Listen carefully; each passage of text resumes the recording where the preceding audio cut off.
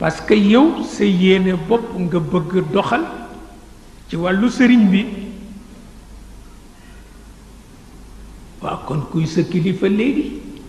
yow yaay kilifa sëriñ bi ah yow yaay kilifa sëriñ bi kon yow kuy sa kilifa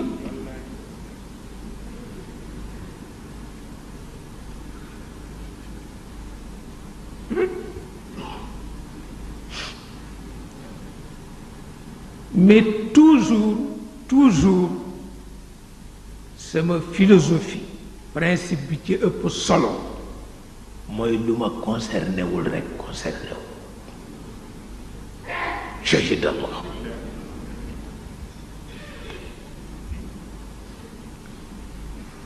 xam nga lu ma concerné wul concerné wu ma Sëriñ Babacar bu ma meelewul woon ci demam du ma yëg sax ndax génn na àdduna walla te moo xam waaye moo ma ca meele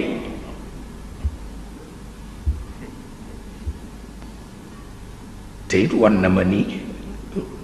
mane naag boroomam ndax lu ca mësa diis mësuma ko yëg